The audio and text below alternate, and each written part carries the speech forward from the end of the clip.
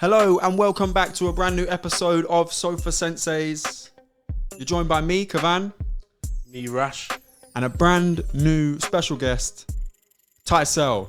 Yo. Listen, before we get stuck in, don't forget that if you enjoy listening to the podcast, please do leave it a 5-star review wherever you're listening to this. And don't forget to share it with 3 friends at least, because it really helps spread the word of the podcast. And the more that know, the more we can get people on to share their stories, and the more we can develop SOFA Senseis. We are armchair experts, we are couch coaches, and most importantly, we're SOFA Senseis. Let's get stuck in. So, Tyselle, thanks for joining us. Thanks for having me. Of any time. Listen, to give you some background, right? I bumped into Tyselle in the barbers. We go to the same barbers, and I thought, wait there, he's talking about boxing. And you know when someone's talking about boxing, sometimes they might be like, IJ, mate, it's a unit. But he was talking more than that. He was saying, you know, about the card that was coming up, but also he was talking about a card that was happening in Northampton, the local shoebox card that happened on May 8th. So I was like, oh, are you a boxer? And then he said he was. So then I said, hang on, we've done a podcast with Nico Michael. Check it out. I think it's episode 1 of SOFA Senseis if you're interested. And he was like, oh, that's you guys. I said, yeah, come on, let's have a chat. And lo and behold, here we are. So, You know Nico jumped onto the pod? Did he mention Yeah. He didn't stop going on about it. Come on. do you know what? We said that in our season 1 review. We did say, yeah, we're pretty sure Nico shares the podcast because Nico's goes up consistently every couple of weeks. Yeah. So it makes sense that he's sharing it. But our first question, I suppose, is who is Tyselle? Like, what do you do outside of boxing? Who are you? How old are you? Yeah, give us some of those sort of rundown facts. So I'm 20 years old, so I'm young in the amateur game. I mean, boxing is pretty much my life at the minute. I know a lot of people in amateur boxing, they'll have jobs and stuff on the side, but I'm literally just boxing full time, like surviving as much as I can. Love that. What does full-time boxing look like then? What's your day-to-day? What's your week-to-week? What's that look like? So I'll train 2 or 3 times a day, and rest in between that. Literally, like, just training. What's your normal day? Like you said, 2-3 times a day? So I run in the morning, Yeah. I'll go to the gym, use a treadmill for my sprints, and then I'll have a session in the evening. When you run in the morning, how far are you running? Just out of interest? 4K. That's me and you written. That's me and you done it. Yeah, I think for amateur boxing, it's important not to run for too long because you got to keep it. Obviously, amateur boxing is only 3 rounds. Yeah. 2-minute rounds I do, so I don't want to run for too long. I want to keep it as sport specific as possible. So, obviously, you said you're 20 years old and boxing is your life at the moment. How long have you been boxing for? And what was that first walk into the gym like? I've been boxing seriously probably for about 3 years. But before that, I mean, I was in and out of the gym. Obviously, I was only young, so it was hard for me to actually take it seriously. I didn't really realise that this was going to be my life. My first boxing fight was actually at 98 kilos. Why is it? Yeah, so I was at super heavyweight, and that was when I was like 17. How much you weigh now? 80. So, what, you weighed 98 kg? Yeah. My first fight was super heavyweight against like some 6'6" guy, like massive guy. Like. Man for AJ. How tall are you now? 6'2", about. Yeah, when he walked into the door, I was like, fuck. Wait, 98 kg, what age? 17, yeah. I was a massive kid, yeah. And obviously, I weren't really educated on weights and stuff. I didn't know that I was at the wrong weight, really. I just thought I was a big kid until, obviously, my first fight, guy was massive. Next fight, guy was big. Next fight, guy was massive. And then we got an issue going on here. and then when I moved gym, so those fights were for a different gym. Once I moved to this new gym, Shoebox, James is my coach, he just got me on track, taught me everything that I needed to know about the weights and everything, and I got down. Listen, shout out James, man, because it seems like when we speak to Team Shoebox fighters... So that's the same James, Nico yeah, James, yeah. He really obviously inspires these guys and he's got the knowledge to back it up, and and support them to become the optimal version of themselves. So I think even Nico was fighting at the wrong weight when we spoke to him. And then he joined Shoebox and he found his way. That's it. Is that a normal issue? Is that a common issue going on? I think it's to do with the seriousness. Like, Shoebox is it's got prestigious fighters that fight on TV. Like, they've been in and around the game. Like, it's not really a hobby. Like, for James, it's not a hobby. For other coaches at other gyms, it's more of like a part-time thing they do. They go into the gym in the evening and see the kids. But for James, I know it's like, it's his life as well as it is ours. So. How hard is it to lose 20 kg then? And over what period of time did you do that? So I probably lost it over about... Well, this time last year, I was probably about 94 kilos. So, wow. So you lost about 20 in a year. Yeah, less than that, because I remember when, it was probably about this time last year, I was about 92 kilos. And there's another boxer at our gym called Josh, and he weighs the same as me. And we was going into a tournament, Box Cup, which was going to be like my first sort of action for Shoebox.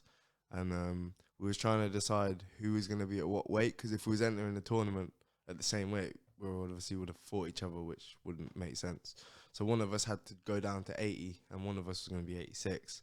And he's a bit taller than me, so he decided it was going to be me that went down. And then I made it within about 2 months, literally.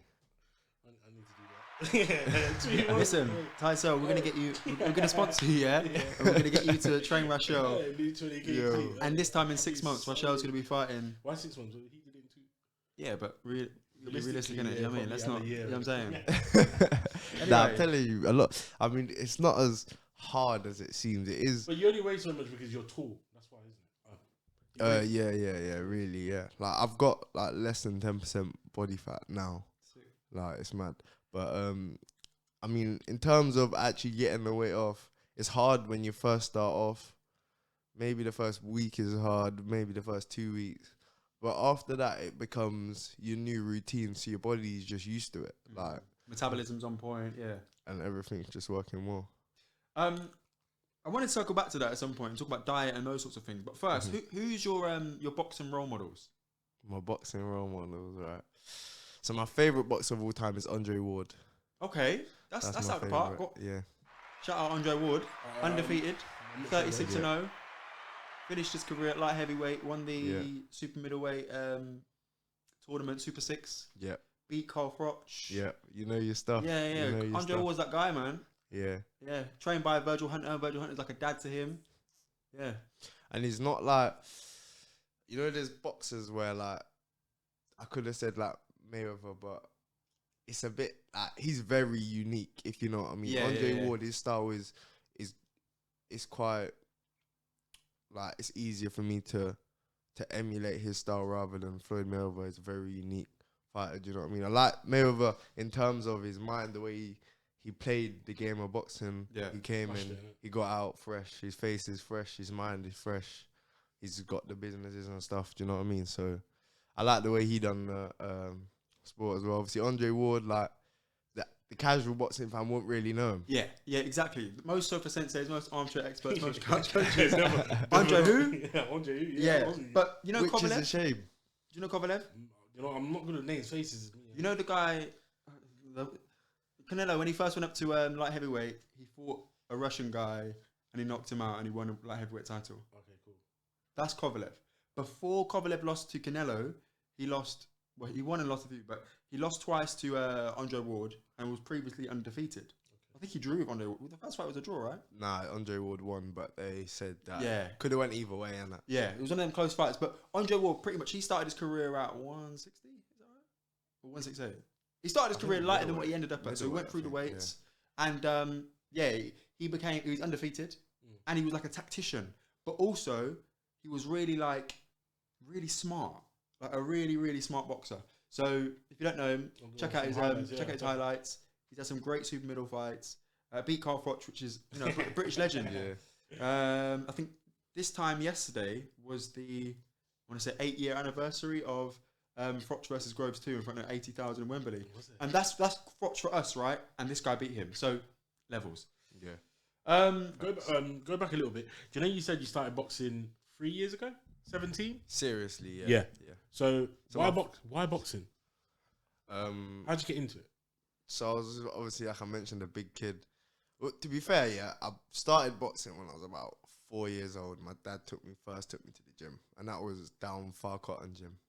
Yeah. With John Daly, and I boxed there for quite a few years, and I was like, I got a big family, loads of cousins, was always fighting, so I was a strong kid, like always fighting, and like loved it. And I used to go in like at a young age, and I was even sparring. You're not meant to spar when from such a young age, but I was sparring because I was that good. And I mean, I say I was that good. I wasn't really technically good, but I was just beating kids up. Tough. Yeah. I would walk forward and just throw them hands. And but eventually it got to a stage where I wanted to be able to have like boxing fights, but because I was so young, I was so far away from it. I think the age is like 11 or 12, and I was like quite a few years away from being able to box.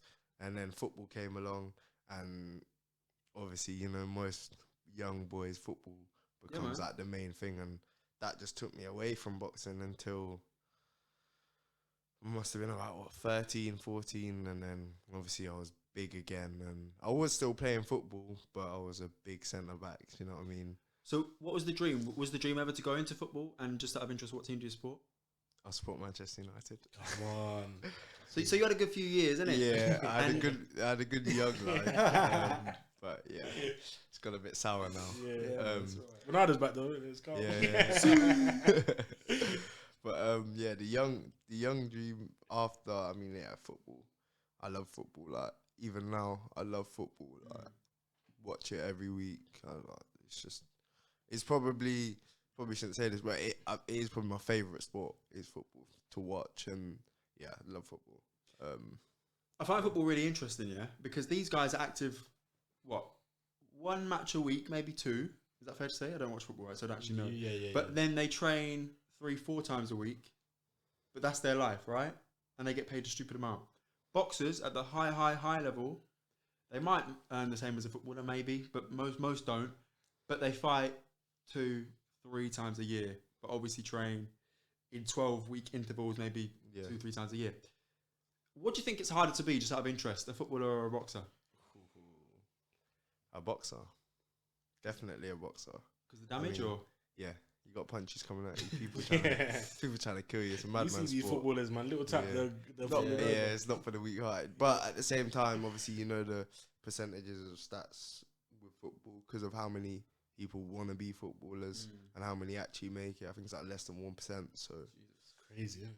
I mean, in terms of that, the quality and that, I'd say obviously football, but in terms of getting in that ring and wanting to come back and get in that ring again for the second time, I'd say boxing, definitely. So after taking that break then from boxing, what was the hardest thing to get used to in training? When you finally said, you know what, I'm gonna put my head down and do this. When I went back to boxing, just the fitness side of it really, and cause I started off doing 1-to-1s, and that was just with like a boxing coach. Like, wasn't at a gym or like a proper gym. It was at BST. Yeah. Shout out BST. Yeah. So I was just doing like 1-to-1s once a week. So I wasn't training often. Yeah. And then I'd have my football game on the weekend as well. So yeah, just the fitness, I suppose. And then eventually that built me back up, and I was getting good again because I've got that natural fighting ability. So it was easy for me to pick it back up in terms of the fighting. So let's take a little detour. When you say you got that natural fighting ability, I'm gonna assume that's been tested for you to be able to say a statement like that. Like, what were you like as a kid? You're a big kid, 13, 14. You're not in a boxing gym. You are playing football. But how does that manifest itself? Trouble. I'm trouble. I was trouble anyway. Now I'm not trouble. I'm head down, focus, the opposite of trouble. But I was Born Trouble, and that is my nickname, Born Trouble. So, love that. Yeah. Is that your boxing nickname? Yeah. Sick. Well, listen, shout out Born Trouble. We're gonna get that somewhere and get it promoted. You know what I'm saying? Okay. Born trouble at school. That's scary, man. You know, you got a few schoolmates that are like, thank God he's in boxing. I want to ask some questions off the pod, innit? I want to ask some questions off the pod. So, But yeah, obviously, when I was young, I was always getting into fights and stuff like at school. Like, I was having like police round to the school. I was in court and everything when I was like 12, 13 years old. But you know what though? Because you're a proper fighter now, people feel better about losing to you, innit? Yeah. If you just some any guy, they'd be like, he beat me. But nah, he's a fighter. He was meant to beat me. You know, like that. Bro. Do you know what I mean? No, that's good. That's good. I'm glad you found a way out. That's man. gonna be. I'm well behaved now, though. That's gonna be a good pub story. Yeah. Hey, you know I fought in school. Yeah, when we're in the Jekyll and Hyde watching the fight. Yeah. You're fighting Black for the world title. We're gonna say, yeah. Someone's saying I got punched up by him in school. Yeah, I did that. Those are the days. Rasho, over to you. Do you ever, actually, this is a good question. Actually, do you ever feel guilty after the fight? Nah, not at all. You know, guilty for beating them up. Yeah. Nah, because I know how much goes into it. I feel like I'd feel guilty if I lost, I think, because how much I sacrifice and how much I put into it. Like, I can't afford to lose. Do you know what I mean?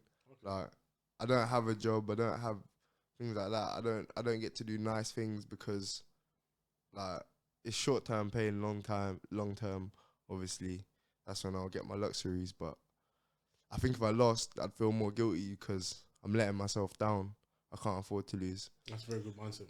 That's fascinating. How does that manifest itself in you then? Like when you say, I don't have a job, I don't have things to fall back on. What does that mean? Does that mean you train harder? Does that mean, is that a stress you try and negotiate? How does that manifest itself in you? I mean, for me, it was always, I used to work and box at the same time, and boxing was a chore when I did that because I would finish work, a long shift, 8 till 5, whatever, and I'll finish and it's like, oh, I got boxing now. So I'll go home, no time to do anything. I just get home, get changed, straight back to the gym. And that was just hard. Like, I shouldn't be spending so many hours on somebody else's thing, like something that I'm not bothered about. Yeah. I'll go home and I'm not thinking about it, and then only an hour or two to my actual dream. Like, how many people in the world chase their dream? Probably not a lot. Like, I think that's the most important thing. Just chase your dream, and if you want to be successful in anything, you gotta be dedicated, man. You can't be a part-timer. As Floyd Mayweather said, hard work, dedication. All right. So the reason we asked you about being guilty before a fight is because George Foreman was tweeting recently about how he feels about fighting. Yeah. And he said, particularly in his first run, he was just feeling so guilty because he punched so hard that he'd see these guys just laid out and he'd feel so guilty about it. And I just thought that was fascinating because this is what you get paid to do, right? And make no mistake, if you let them, they'll punch you back, right? But because he punched so hard, he was like, oh, man. But Deontay Wilder, for instance, he never felt guilty. Nah, you can tell, man. Do you know what I mean? Kill or be killed. Yeah. Exactly. So it's interesting. It's always good to know. Now. That's funny, though, isn't it? George Foreman, though. So let the people know, you're an amateur boxer, right? Yeah. And you weigh how much? 80 kilos. 80 kilos. So how far do you plan on taking this amateur road? Is the Olympics the dream? No, it's not the dream. I think it's a bit too far for me. I wouldn't want to be amateur for that long. I've got, my plan is hopefully this time next year I will be pro. We got a box cup in Scotland, which is June the 23rd, so just around the corner. Once I've done that, I'll be on 16 amateur fights. If I win it, I should win it. I'm confident that I'll win it. What's the record? My record now? Yeah. So I've had 13, I've won 8. Nah, I think I've won 9 and lost 4. Or won 8 and lost 5, can't think. But yeah. So yeah, once I've done the box cup, that'll put me up to, because in the box cup, right, let me explain this box cup first. So it's a tournament, a 3-day tournament. You'll box on Friday is the quarterfinal. You win that, you box on Saturday, which is semi-final, and you win that, you box on Sunday, which is a final. So granted I win that, that'll be another 3 fights on my record, and that'll put me up to 16. And then there's championships, which obviously is like a tournament, but it's for the whole country. So we're competing against the whole of England. And then after that, that'll put me on over 20 fights. And once I'm over 20 fights, that makes me elite. So I'll change from 2-minute rounds to 3-minute rounds. And then I can get the 3-minute round experience, which is for pros. And once I'm comfortable at the 3 minutes, I'll probably change over. I never knew that. No, I didn't know the difference between was it 20 fights and then Yeah. I didn't know that. So that's always good to know. So under 20 fights is called novice, and then after 20 fights is called elite. So you've had 13 fights so far, amateur. Mm-hmm. Let's just go back quickly. What was that first amateur fight like? So you've been scrapping in the gym. Yeah. You know in your heart that you've got it. Yeah. But now you're putting it to the test. You're putting on a vest. You're putting no head guards, right? No, it was head guard. My first one. I was 17. Yeah. So head guarded. How does that feel? Like wrapping your hands. Talk us through the emotions. I remember I was like really nervous. I mean, it weren't up until probably my last 3 or 4 that I stopped getting like really nervous. Just to get bad nerves before a fight, and I was like, yeah, it's nerve wracking. Like the first one as well. I mean, when I got in the ring, I remember. So there was someone from my gym. Obviously, this isn't my old gym. Yeah. Fighting before me, and my 2 coaches were down with her watching her fight. And there was meant to be another fight after that, and then me. So I'm sat upstairs watching there was like a balcony, so I could see what was going on. I'm watching, and then that fight finished. She won, and then he's calling the next fighters to the ring. He says my name. I knew that was gonna happen, didn't it? And my coaches are down there, and I'm thinking, what? I'm not warmed up, nothing. Like I'm just sat there waiting. So I put my stuff on, and my coaches come running up, and I was like, "What am I in now?" And he's like, "Yeah." So literally, my warm up was the ring walk. I kind of like bounced about, jumped, got to the ring, and then obviously boxing at 98 as well. Kid come out, he was massive. Anthony Joshua. I forgot about the 98 kilos, man. And yeah, I remember it was mad because I've got robbed that fight as well. I remember the first round I got back, my coach was like, "Oh yeah, you won that round." Second round, the same happened again. They got back, he was like, "Yeah, you won that round. Just stay safe now, stay sensible." I went out in the third round and I was absolutely hanging, like, because I was so heavy, like I wasn't fit, I wasn't running, I wasn't like as nowhere near as dedicated as I am now, so I wasn't fit. And in that third round, I was just knackered, and I was like leaning on the ropes, like all the bad stuff. Yeah. And then ended up not getting a decision. When I look back at it now, obviously I see because of the way I acted in the third round, didn't finish the fight strong, but I did think that I won the first 2 rounds quite clearly. But yeah, so it was a mix of emotions at the end of that. You said it was 13 fights, 4 losses. Were the losses at the higher weight? 2 of them were, and then I've lost. Right, so it's 5 losses. I've lost 3 for shoebox, 2 for the other gym. But I've actually had 9 fights this season, like this year. Okay, you've been busy. Yeah. I was fighting like week after week, like as busy as possible. Because that's the key, really, isn't it? Just get in the amateur game, just get the experience in. I mean, Loma, he had something stupid like 300, Yeah. something ridiculous, and lost 4 or something stupid. So, yeah. Amateurs are active, and it's good to learn your trade, isn't it? So my first loss for shoebox was with when we did this tournament, this same tournament that we've got coming up. We did that last year. I won on the first day, lost on the second day, and then I lost. It was the first time I was doing. So that first loss was the first time ever doing back-to-back days of fighting. Obviously, I boxed on the Friday, then boxed on the Saturday. Yeah, that's got to be hard, man. Yeah, it's like you don't think in your mind you feel like you're all right, but when you actually look at the fight, you can definitely see the difference in the pace that you're fighting at. And then the next fight I lost for shoebox was I boxed the week after I boxed. So I boxed 1 week, and then I didn't have a week off, just straight back in the next week. But it's weird. After you box, there's always like that downtime. Even though I was straight back in the gym, I wasn't straight back in the gym on 100% effort. Like you think you are, but you're not. If you know what I mean. You've just had a fight, so it's a bit of downtime, and it's hard to peak again for that weekend, which I found out that weekend. It was a close fight. I've never had a fight where it's been like I mean, every fight I've lost, I've thought I've won when I've looked back at it. So. Well, that's good. That's good. Yeah. At least you know you're meant to be there. And, and also, you're learning, man. Yeah. Like you said about that first loss, Facts. you clocked. Sometimes it's not about losing, but looking like you're losing. So in that last round, you're leaning on the ropes, you're looking sluggish, all these little things. You know that now. Next time, you ain't going to do that again. An amateur game, I'm sure a lot of people will tell you decisions are a bit suspect. Yeah, Yes. I mean, look, 100%. boxing is question marked about the 2026 Olympics. When was the last Olympics? 2020? 2020, innit? 2020, yeah. So the 2024, Yeah. it's got question marks over boxing because of 3 dodgy decisions in 2016. Yeah, it's mad. Like, and I don't even like talking about it. Whenever someone, like, if I do get robbed, I won't. When someone will ask how I got on, I won't say, "Oh, I lost, but I got robbed." I don't like saying that because, again, to the casual boxing fan, they won't really understand. So it's pointless. I look like I'm just making excuses. So it's just like, I lost. Like, We've been to an amateur fight. We went to the one Leicester. in Leicester, and the vibe in there looked a bit. Yeah, man said my walking suit was heavy. You don't want to be an excuses guy, but you're learning, innit? And ultimately, none of this will matter when you're this time next year. It's all learning. Exactly. Like, as long as I learn in the fight, that's it. Like, at the end of the day, the win don't matter too much, except from obviously, like, I got the box cup coming up. Want to get a gold medal there, like, that's where.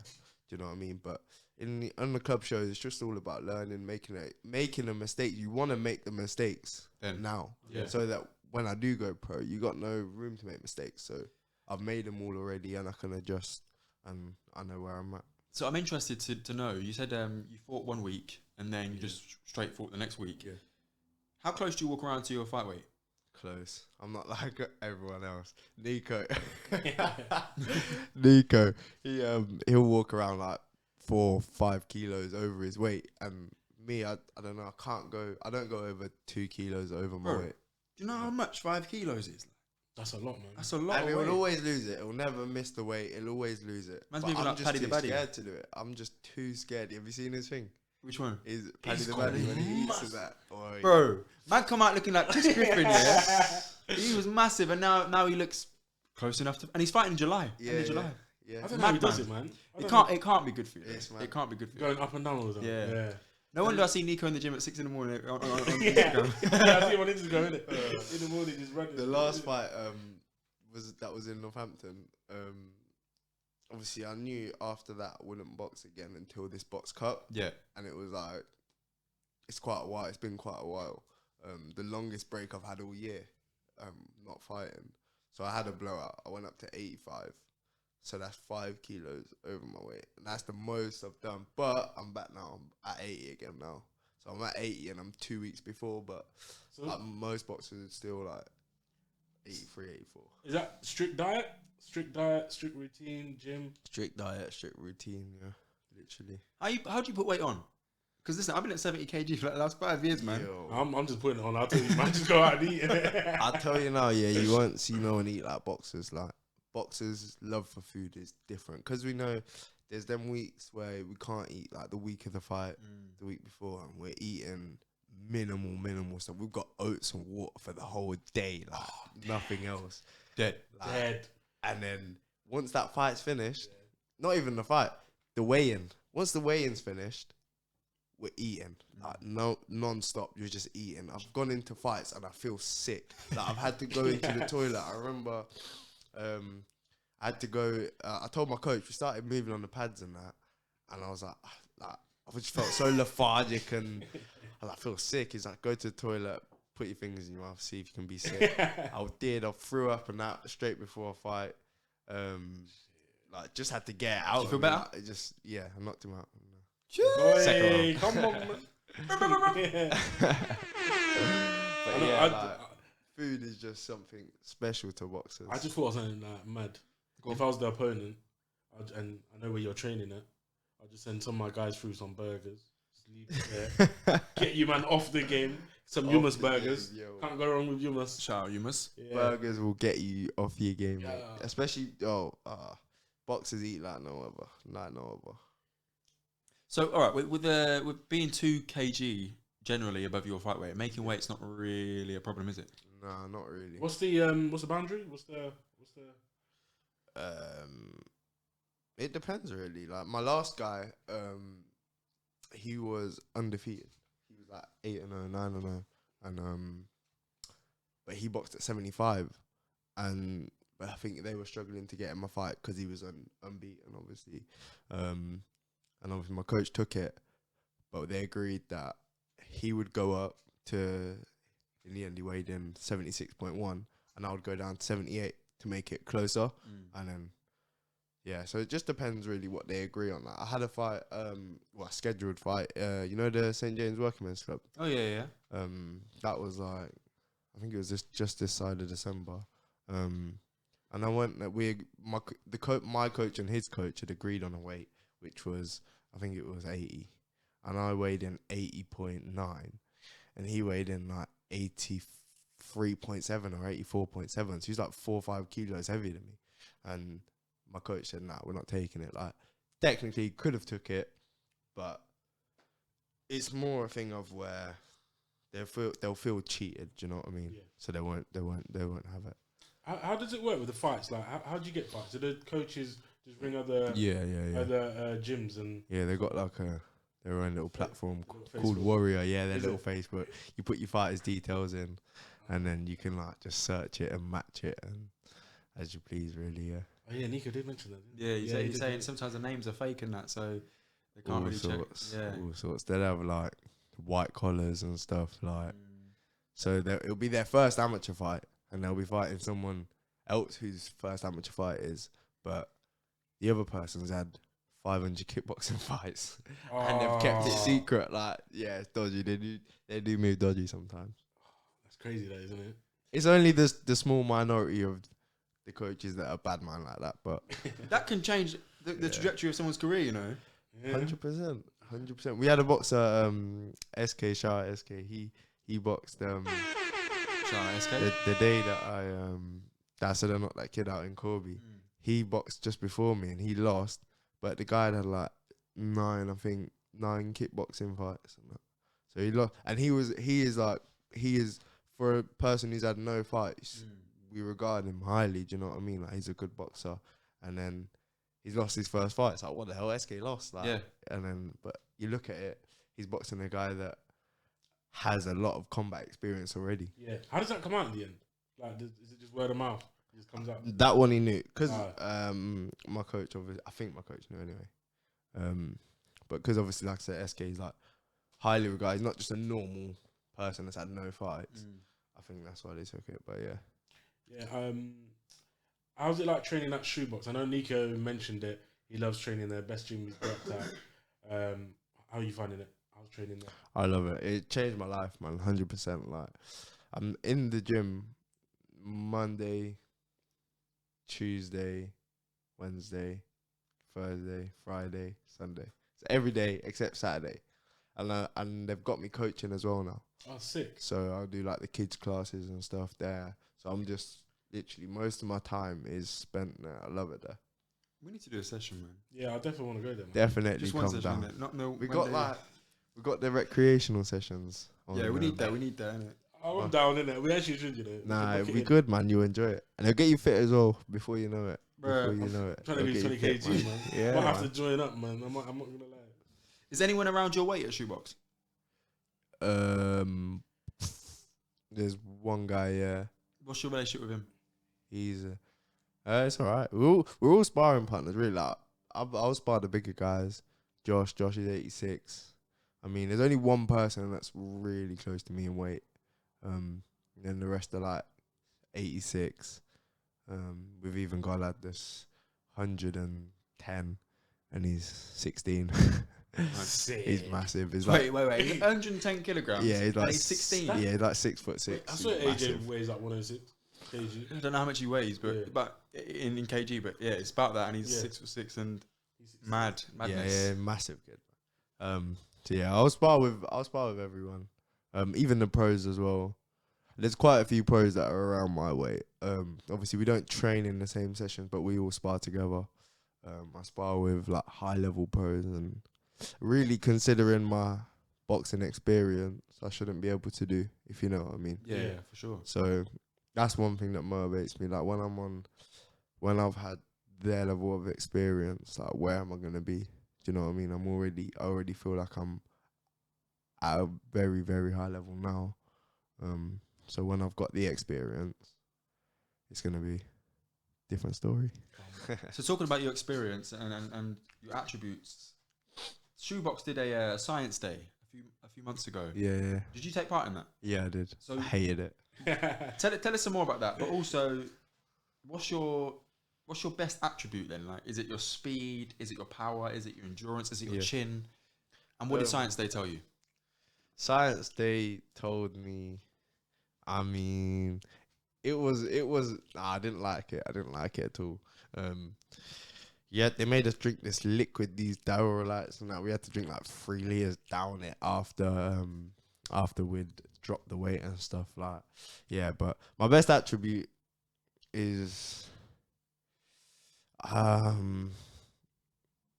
somewhere between my speed and my power, I'd say, for me. I've always been, like I say, a strong kid. Like, I still think, like, I believe that when I boxed at super heavyweight, now I box now, I don't believe my power has changed. I don't believe I lost power when I lost the weight because I've got big legs and I never lost any weight in my legs. Like, I've always had massive legs, and I feel like that's where my power comes from. So, yeah, I think in terms of attributes, I'd say power probably, and speed as well. So I move for a big guy. I do move. There's a fighter in the UFC, Alexander Volkanovski, the current featherweight champion of the world, and he weighs 145 on weighing day, pounds. He was in rugby in Australia, weighing 215 pounds, so significantly more. And 215 pounds. Yeah, and bear in mind he's like 5'6". He's a small guy, but he's thick set, obviously. And his trainer was saying he throws guys around in the gym. People are always surprised about his ability to just be strong, and because back in his day, he was weighing 200 pounds playing rugby with massive guys. So he's retaining that strength and that power, although he's cut the weight. So I think I wouldn't be surprised if he kept that power from super heavyweight. And I'm a strong believer that power is natural. I do think absolutely. I do think like there's a lot more to power than just like the gym strength. I think a lot of power is in the mind. Like, you might be able to hit hard, but like you said, George Foreman, he feels guilty after he's hit guys and stuff, and people might feel that in the ring, like their intentions behind each punch might not be, they don't want to hurt that person at the end of the day. But like, I know when I'm in there, I do want to hurt the people. Do you know what I mean? So I do have them intentions behind my punches, and I think it's a good fight, isn't it? I think that makes a lot for the power. I mean, Deontay Wilder weighs about in the first Fury fight, weighed 209 pounds, we were saying, which is just above cruiser, which is just above 90 kg. Big man, he's probably one of the hardest punchers we've ever seen, purely because that's just the way he's set up. And you look at his body, he doesn't look particularly like massive. Like, he's like a basketball player. I mean? Yeah, exactly. Yeah, he's got that one punch power, and then you hear his interviews and he's saying one day he wants to kill a man in the ring and stuff. I want a body on my record. Yeah, it's a bit wild still. I mean, I don't agree with that. You said like mentally strong, physically strong. How do you prepare for a fight? The week before. It's all different, you know. All the time, like, I'll change up little things in my routines and how I'm training. And like my last fight, it was the one in Northampton, and I left the weight because I said I boxed at 78 rather than 80. Yeah. So the weight cut was a bit more than what I would usually have to do. I wasn't walking around at 80. I was, like I said, I was walking around at 82 probably. Yeah. So I had to get down to 78 rather than get down to 80. And I remember on the last week, it was like I was doing hot baths, using a bit of water and that, which I never normally have to do. Normally I just make it naturally. And I just remember at the end of the last round, my legs were just seizing up, like cramping. When I got out, when the fight was finished and that, I just needed to sit down. And that's something I've not really felt before, and I don't want to feel again.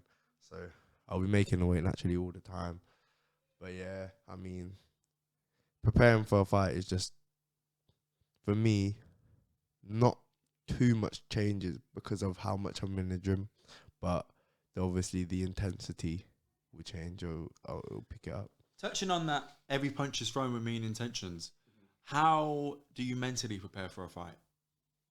because surely once you know a date for a fight, are you walking around angry? Do you stay calm? How does it work? Nah, I stay calm. I get excited now because I know how much I train and stuff. I just want to show everyone like, look what I've been doing. Do you know what I mean? Like, you know, when you're a kid, you draw a picture, you want to show everyone. Like, that's how I went into this, especially my last fight, in front of everyone in Northampton. Obviously, they know how much I'm in the gym and stuff. Like, I wanted to show them I've not been just hiding for no reason. I've been doing something. Do you know what I mean? And going into the Box Cup in the next few weeks, I've decided to delete Snapchat. So that is one mental preparation which I've changed for this one.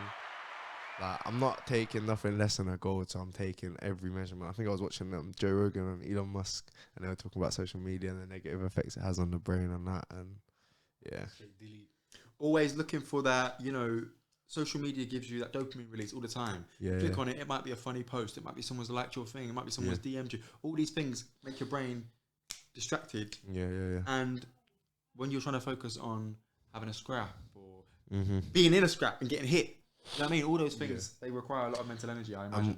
And what I find now is, you know, there's that downtime where you're not doing nothing, so you'll pick up your phone and look at Snapchat, whatever, look at other people's lives.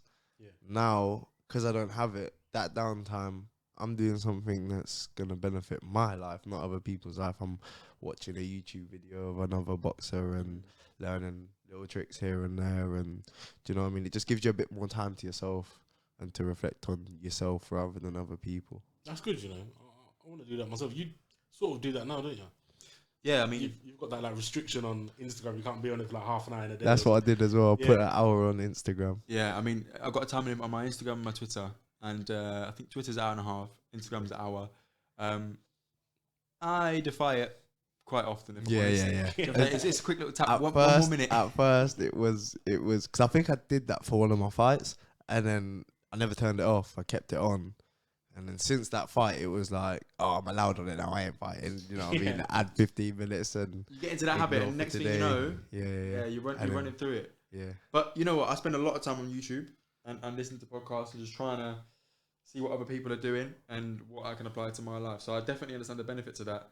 And also, I think one of the best skills you can have is picking and choosing what you take in it. So Elon Musk has great advice, I'm sure, but all of Elon Musk's advice might not be applicable for you. No. So having that ability for you to be able to say, no, you know what, actually, I'll take this, I'll leave this, is powerful. Yeah. And as a boxer as well, you can have, SOFA Senseis, armchair experts, couch coaches, mate, you should have jabbed him more. You can have so many people like that. You got to have that faith in yourself and your coach.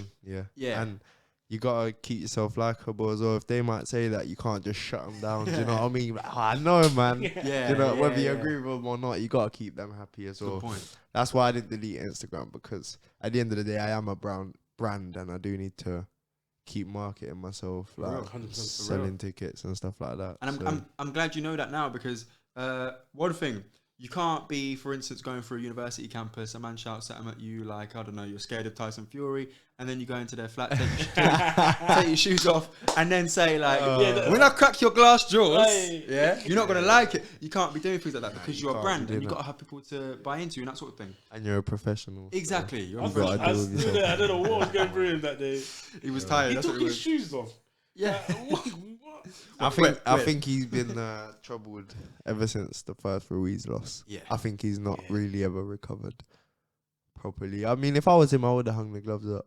Really? He's been paid. Yeah, he's been paid enough. He's clean. That's a really interesting perspective. Do you know what I mean? He's definitely got money, man. Yeah. He's That's why Fury's retiring now. Saying he's retiring. I hope he does. I hope he does. No, I want one more, man. He doesn't need to do one more. Do you know what I mean? Like that one more could be the one that makes him have the slurred speech. Do you know what I mean? Like, people are still calling Andre Ward out now to fight Canelo. Yeah. Do you know what I mean? And that's leave it alone. You gotta be smart. Yeah. You have got to be smart. It's a dangerous game. You got people that play with the sport, like obviously all these YouTubers and that, but it is a very dangerous sport. What do you think about that, actually? As you mentioned, YouTube boxing. It's a thing now, isn't it? It is a thing. I mean, I think it's... Even Eddie Hearn's in it. It's its own thing. And there's That's money. a good point. There's money there, and wherever there's money. Do you know what I slightly want to happen, yeah? I want someone like you, yeah, who hasn't quite turned pro yet, Yeah. but Just punch up on my. yeah, I want you to get in there with Punch Jake Paul. Like, somehow, some way, get in there and just, you know what I mean? Secure the bag. Secure Yeah. the I would followers, love and it, you mate. gone Give me clear. that. Because give you me- know give me what? all that Clear, money, man. mate. What he did to Tyron Woodley Yeah. upset me, man. I was a big Tyron Woodley fan, and Nah, I I don't know, was man. as To this well, day, I but- don't the know. man fell off. I don't know. Them couple of Fell fights off. he had, I don't know. I don't know about. Anyway, let me move on because I'm gonna get upset. Yeah. What I wanted to say Yeah. was now is the perfect time to be around your weight and be perfectly aware of your brand and who you are and how you want to portray yourself. Because Ben Whittaker has just turned pro with Boxer in the Sky. He's from Birmingham. They're trying to build the Midlands up.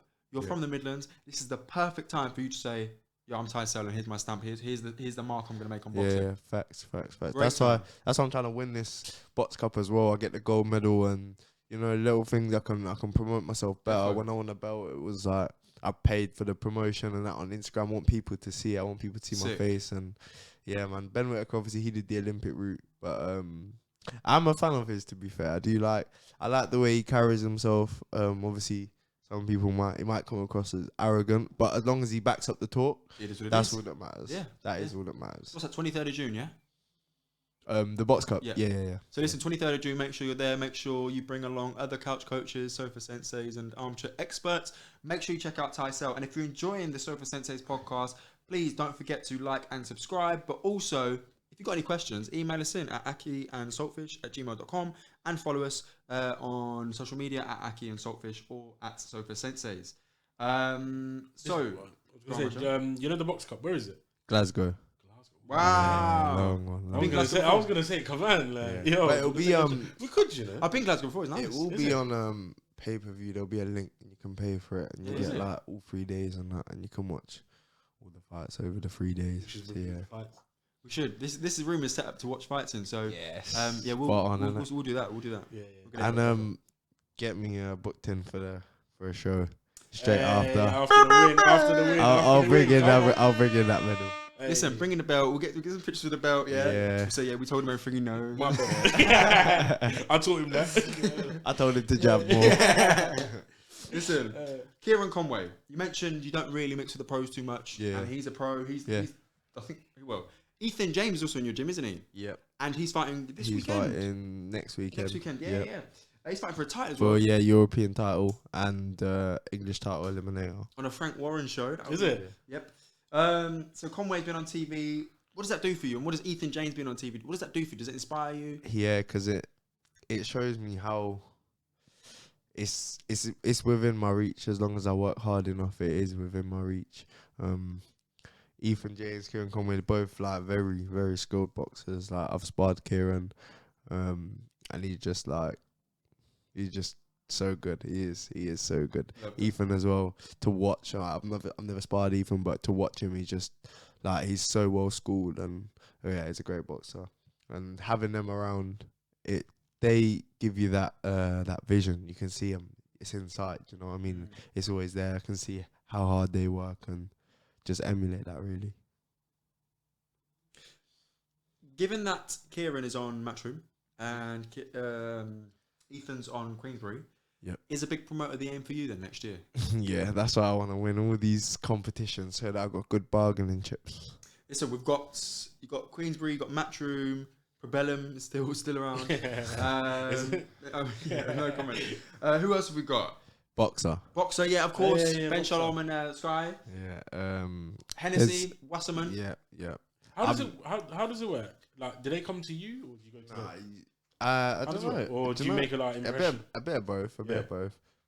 Obviously you gotta have a good TV really, which could be selling tickets. Like there's a guy on Queensbury, Nathan Heaney. He sells out.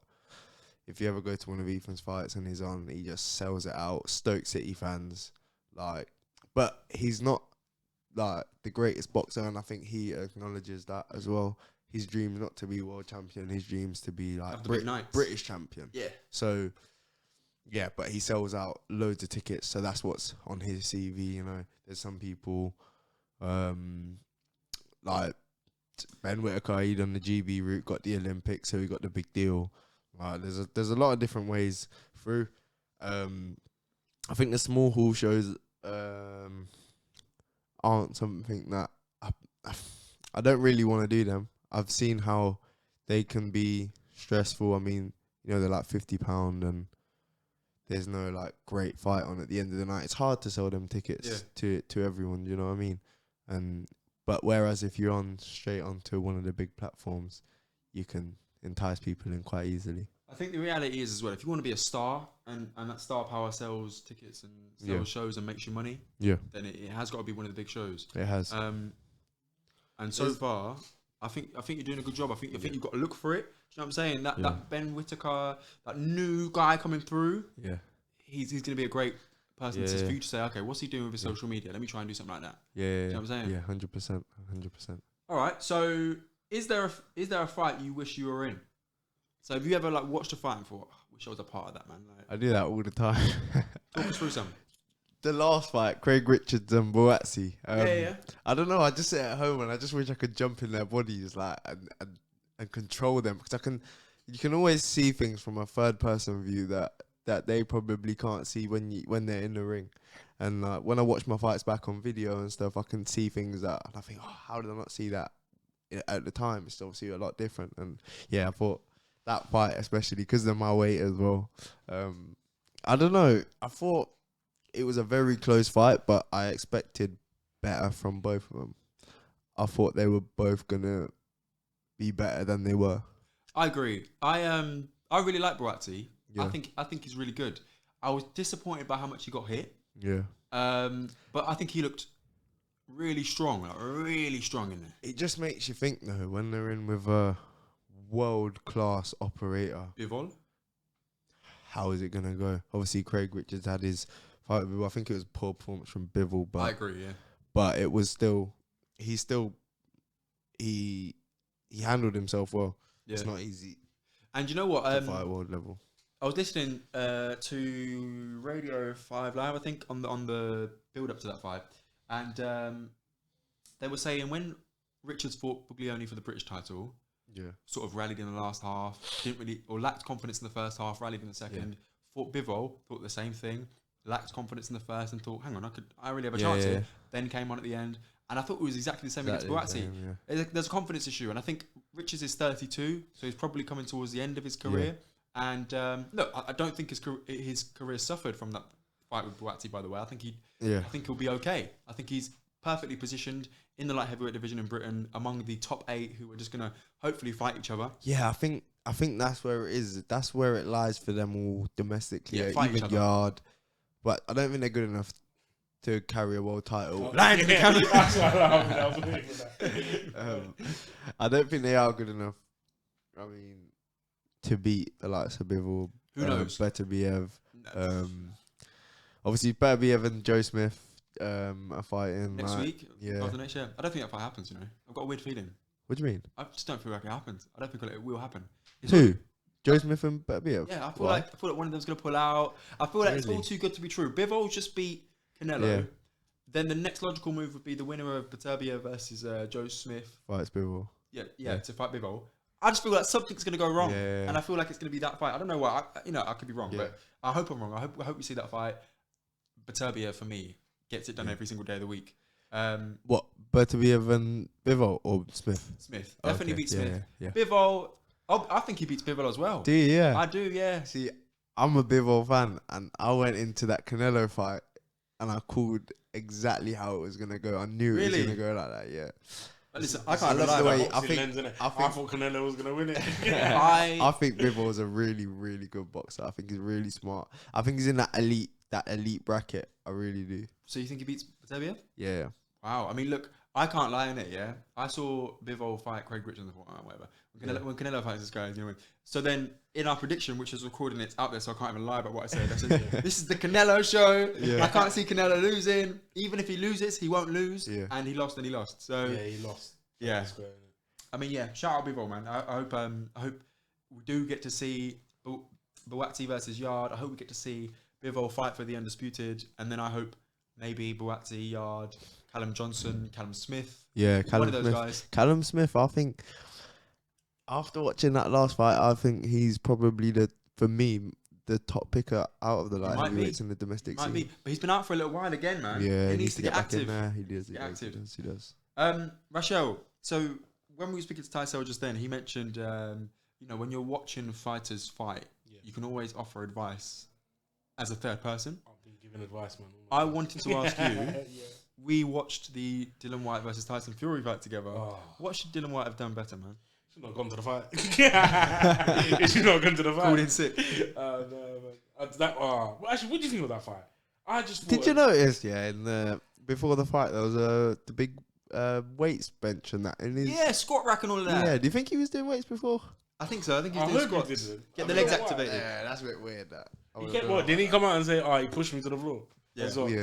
I think a boxer shouldn't have an excuse like that. I don't really. What do you mean? What if his toe was broken or something? Dave, man, like Dave. Now, to be fair, yeah, going into that fight, yeah, I must admit, massive White fan. Like, Yeah, 100%. not boxing wise, I always knew he was very flawed, and there was a lot of things in his game that weren't the greatest. But as a person, I did really like him. I do still really like him. I kind of knew Fury was gonna win Yeah. 100%. because of the levels and how different the levels are. Fury is that elite level boxer. But I wanted White to win, and I thought he had a puncher's chance. I don't know what happened, man. I don't know. He probably just got. Bro, man come out southpaw and it was like, whoa. What are you doing, man? And then he did alright at southpaw, and then he changed to orthodox after that, and didn't go back to it. Listen, for sure, yeah. I called it, innit? I says, ooh, Fury just threw an uppercut. Yeah, he did actually. Yeah, Fury just threw an uppercut and it didn't land. Did you record But that? it will land. Did you Nah, record we that? recorded Ah, it. you didn't. But it will land, and then Bang. boom. Dylan White's out. Oh my! Do you know what? I was thinking about this the other day. He's lost 3 fights, 3 by way of knockout, 3 by way of uppercut knockout. Ooh, where does he go next? There's loads of fights, man. Wilder. He's still active. No. No. Wilder's got to be his last fight, because otherwise, How old is he? White, Yeah. 34. I think he can be styles make fights. Yeah, I think White's style for Wilder. White's got that. He's got that lucky punch about Wait, him. hold on. Did you say White and Wilder? Yeah. Y'all want to see a dead body? Never get you one. Nah, Wilder's a bit shaky. I think White's it's that like Wilder's so bad of a boxer. He just got blessed with knockout That's power. why he's good. Yeah. He's just a weird boxer to fight. Yeah. Like Tank. Tank's the same. Javante Davis. Yeah, I mean, That one punch. Did he win? Yeah, it's this yeah, weekend. yeah. Romelo Rolly, whatever his name is. Bang. Rolly. Yeah. Rolly, I can already tell you, we've spoken for about an hour now. I can already tell you're a much better talker than Rolly. Please don't do a press conference. Rolly was jarring. Oh, he Shut was up, so man. annoying. I only so watched the annoying. highlights, but didn't he come out saying he won all rounds or something? Yeah. Yeah, I want every minute of that fight. Yeah, that man. Anyway, what does boxing bring to your day-to-day life, man? I can already see you've got a confidence, you've got a vision, you've got that strategy. Yeah. But what does it also do to your coordination, your nutrition, your ability to be able to offer people advice and just stay calm throughout situations, all those sorts of things? What does it bring to you? Loads. Like I'm always giving my family nutritional advice. My mum will tell you if I see her in the covers and that. Like, I'm like, nope. Put it away now. Yeah, I'm bang on everyone on their nutrition. Like, I don't like seeing when I see people eat unhealthy. It annoys me. It gives me like an ick. Is it because you're jealous? Yeah, I think it is. It's fucking idiot. Very jealous. You should see when I've finished my fight and I'm eating. That's when it's like game time. They can't even keep up with me. But yeah, everything day to day. It's that obsession. Like every minute of the day, I'm thinking about boxing. Like constantly. It's just always on my mind. I go to sleep. I'm laying there. My eyes are shut. All I'm thinking about is boxing. It's all that's in my head, really.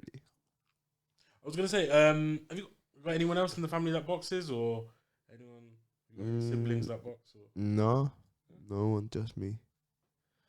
I think my pap boxed like in the army. Obviously, he's old. Like he boxed many years ago, 60 years ago. You know what I mean? Like way before our time. I don't think sport was a bit different then. Same for my granddad's brother. He boxed as well. But yeah, no one's ever like gone far with it. Do you know what I mean? And I think it's that loophole of life that would have stopped that that working loophole, 9 to 5 Yep, loophole, yeah. not chasing your dreams, gotta pay your bills, gotta pay your mortgage, do you know what I mean? For real. And I think that would have stopped a lot of people. Well, you know But what? yeah. I think It does though, man. It does, man. I think obviously we want to say, well done, man. You're 20 years old. You're chasing your dream. Yeah. You're saying to yourself, here's what I want to do, and I'm going to go out and get it. Mhm. And fortunately, you've got sponsors who can support you. Yeah. And long may it continue. Stay on this journey. Inshallah. You've only got a young body for so long. So Yeah, maximize it and facts. make money while you can. Facts. I mean, sometimes I'm sparring people and we'll finish the spar, we'll be chatting, and I'll ask them how old they are, and they're like 30 odd. And they're asking, how old are you? And I'm like 20, and I can see it. It's like, and I wish I was watching kept at it back then. Do you know what I mean? The Ultimate Fighter, yeah, the reality show for the Yeah, UFC. Yeah. And one guy in there, he was 43, 43. and Nah, bro. and he lost his fight. Yeah. I think it was first round knockout. Broke his back. But he hadn't fought since 2009, and he had a torn right bicep from years ago. I actually commented on his picture yesterday on the SOFA SENSEI'S and he replied. But my point is, he's 43, yeah, and this was his last chance, and that chance is done now. Yeah. And it's like, bro, you got to maximize the body while you got it, bro. You've got And it, like man. you said, it's that short-term pain for that long-term gain. Yeah. You put yourself in sacrifice now, and I'm going to ask you next, what have the sacrifices been? What are they like? And you do that now, so that when you're 30, 40, 50, you can say, you know what, my house is paid off, my kids are going to a lovely school, I drive a nice car, I've got these lovely belts in my living room, and everyone who sponsored me, I proved them right. Yep. Do you know what I mean? 100%. Really powerful. And it's giving back. Like, I still have people like looking after me almost now because I don't have a job and stuff. Do you know what I mean? And you just want to give back. Giving back is probably the best feeling. You know, making somebody else happy. That's what it's about, really. It's good that you have a And good that's what I want to do. support. Like, mum and dad, like everyone that supported me, my sponsors, and you just want to give back, man. Just giving back is the key, innit? So what have the sacrifices been then? You know, like I say, we're SOFA Senseis, right? We Yeah. don't actually fight. We're just really interested in it. Yeah. People that are listening to this, probably the furthest people away from fighting. Yeah. Yeah, particularly our other shows as well. People don't want to fight. Yeah. What does it really mean to be a fighter? They see AJ, yeah? Yeah. I know girls that say, yeah, AJ, I wanted to be my baby father, all this sort of talk, yeah? Love it, And it's like, yeah, cool, but like, you know, you might not see AJ for like 3 months a year. Yeah. Because he's out, he's busy, he's got obligations, and he's training in Sheffield, or not Sheffield, Loughborough, whatever. Yeah. What do the sacrifices mean for you in your day-to-day life, and your family, and your network? I mean, there's so many, like, one that I thought of as soon as you said that. Literally a year ago, it was May the 8th of last year. I had laser eye surgery, and that cost me all my money. It cost me $4,000, yeah, both eyes, so I could see better. I used to wear glasses and stuff, and obviously that was something I felt I needed to do to be able to it would improve my performance. So it was something that I was willing to do no matter what. Like, so I saved up from work and that was what I did. And yeah, like most people probably would have spent that on going out or spent that on a new car and, you know, stuff like that. And for me, it was like that was what I had to do. So yeah, I can see properly now. Man's punching you. Yeah. Oh man. Oh. So let's talk about what boxing looks like in the future, right? The risks posed. Have you read or heard of Damage by Tris Dixon, the book? No, I haven't. Really fascinating book, and I genuinely recommend, if anyone's listening to this and they're a fan of boxing or they're involved in boxing, more importantly, definitely read this book by Tris. It talks about the impacts long term of boxing on other boxers and you know, their family and their network. So things like mood swings and CTE and dementia and the physical injuries, the mental injuries. That's all the harsh side. But do you ever consider what boxing can do for you? It's a game of risk and reward, isn't it? You know, like you said earlier, 100%. You get in, you get rich, and you get out. Yeah. Part of the reason I'm assuming you say get in, get rich, and get out is because you know the risks. Yeah, huge risks. Most of the boxers from back in the day, like you look at Muhammad Ali, got Parkinson's. Like most boxers, even even the ones that didn't box on a high level, they're punch drunk, they slurred speech Yep. and stuff like that. And obviously that's the not nice stuff. But I do love fighting, and boxing, it scratches that itch for me, you know, that fighting and being able to hurt people and get paid for it. Do you know what I mean? Do you take any precautions to that damage? Don't know, like, is the gym a type of gym where you can say, you know what, I've been having headaches the last couple of days, let me take the day off? Is that part of it, or? I suppose that's all in your own character. If you feel comfortable in your own skin and you don't feel like, for me, I would be comfortable to say that to my coach. And yeah, he's probably gonna bust a joke, but at the end of the day, it's not gonna make me feel a certain way. I think it comes down to you as a person. Some people, they might want to hide that because everyone's gonna laugh or something like that. But at the end of the day, if everyone laughs, I really don't care. Do you know what I mean? Like, I'll just knock them out next week when I'm feeling better. I said I'm 6'2" and I'm 80 kgs. What are we gonna do about it? All right. Well, listen. Thank you so much for your time. Thank you for having me. And before we head off, we just want to give you the platform. Is there anything you want to let the people know? Where can they find you? Where can they become a part of your brand? What's the next dates to look out for? How can they contact you? That sort of thing. Let them know. So on Instagram, it's literally Tyselle_. So my first name. You'll find all my updates, everything on there. I'll post some good content. Hopefully I'll get that gold medal. That'll be updating soon as well. It's the wrong one. Yeah, next fight date, Glasgow, June the 23rd, June the 24th, and June the 25th.